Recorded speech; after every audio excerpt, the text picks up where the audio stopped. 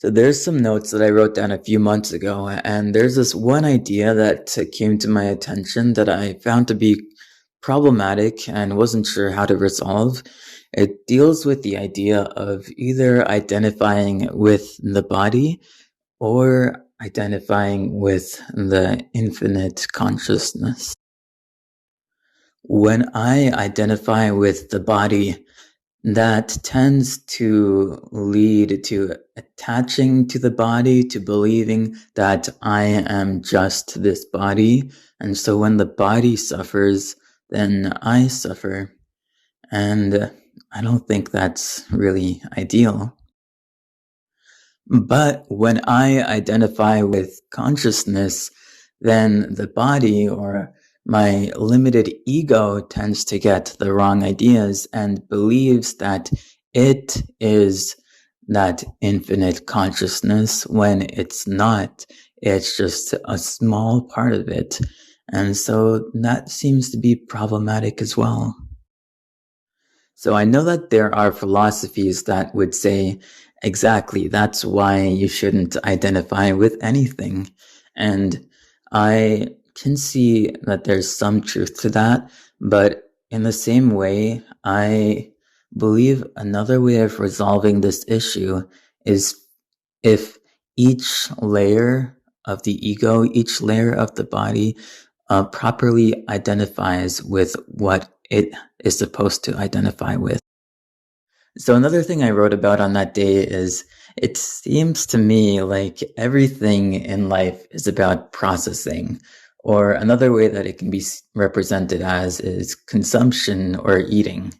And I'm familiar with the Ouroboros, but I tried to describe it in a bit of a different way.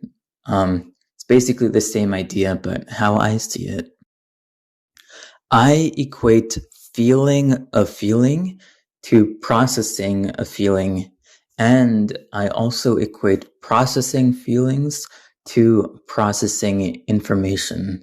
I believe it's all the same thing. Our senses are constantly taking in information. They're eating the incoming information. The whole process of eating takes food in through the mouth. It gets deconstructed to extract the energy.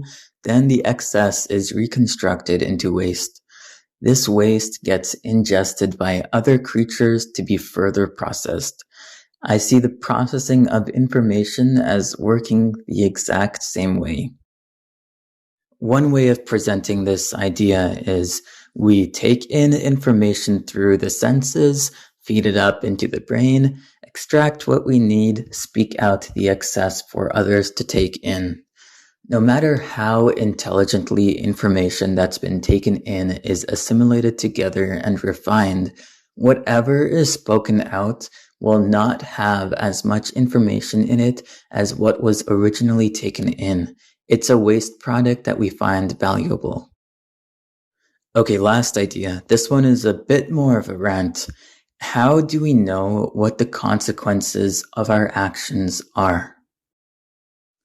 A lot of people would point towards the importance of looking at history to answer a question like this, but I don't think looking through even the past thousands of years of history would be anywhere near sufficient, just because of all of the possible combinations of choices that could be taken, resulting in completely different conclusions.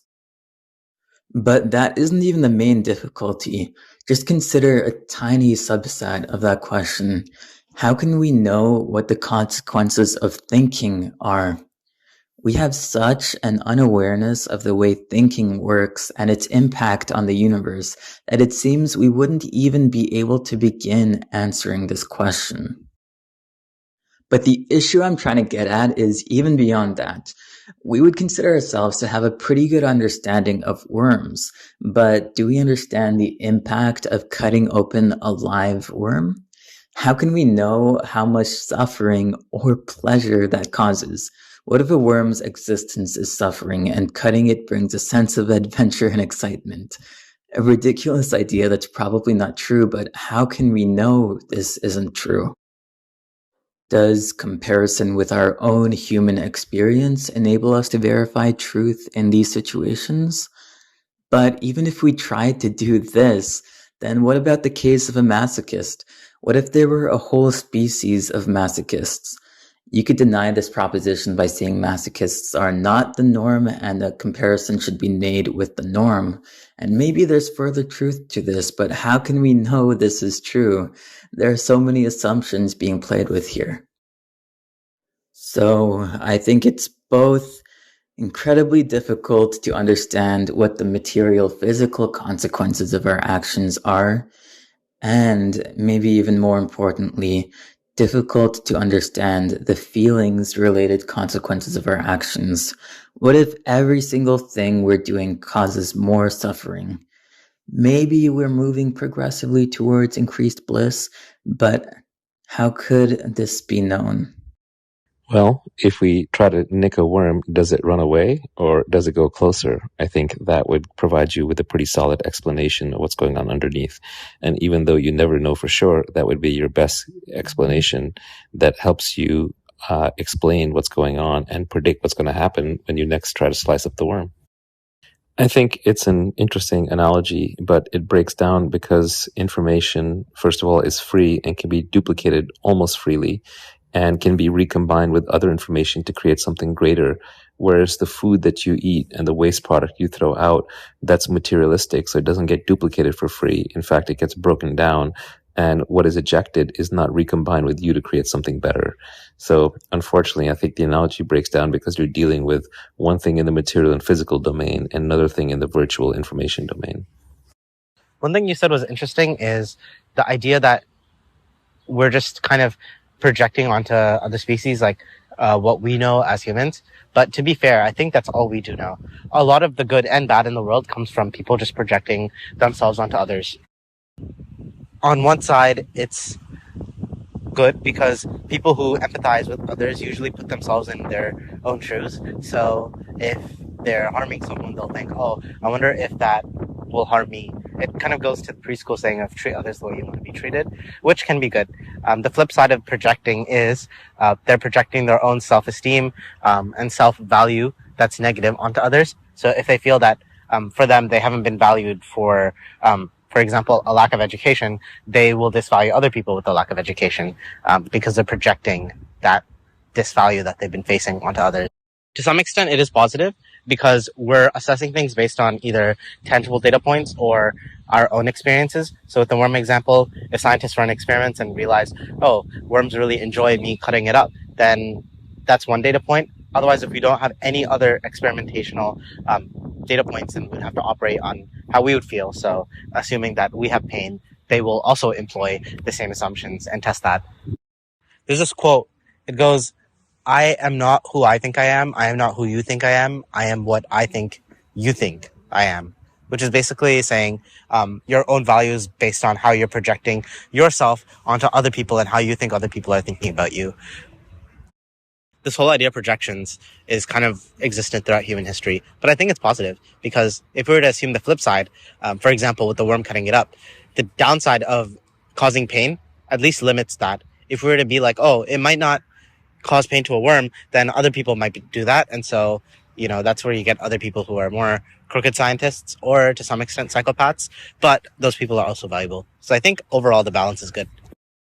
Hey Naval, I agree that there is a flaw in my analogy for similar reasons as ones you've mentioned, but I'm actually trying to claim that the material physical domain is one and the same as the virtual information domain, just perceived differently. To quote the Bible, in the beginning was the Word, and the Word was with God, and the Word was God.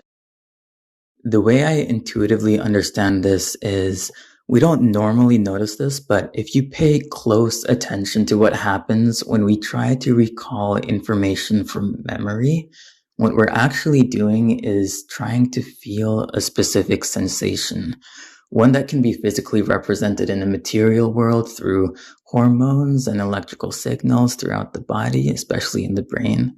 And once we are able to feel the sensation we were looking for, When that feeling moves through the language part of our brain, we recognize the thoughts that arise as the information we were looking for.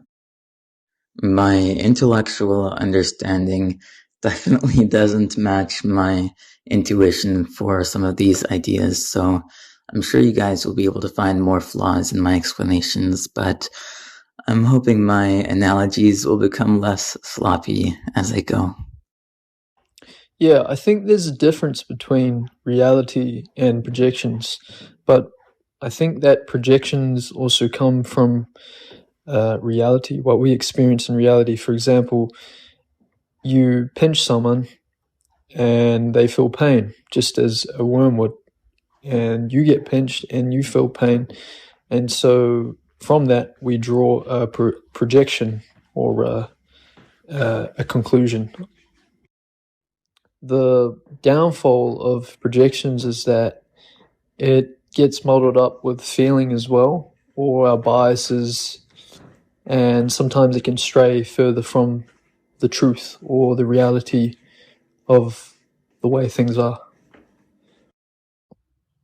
Because even if someone is a masochist, right, and people around that affirm that for them, and they have created a liking towards pain, that is just simply a projection that they've developed over a certain period in their life. And the simple reality is that everybody comes into this world from the womb having an aversion to pain.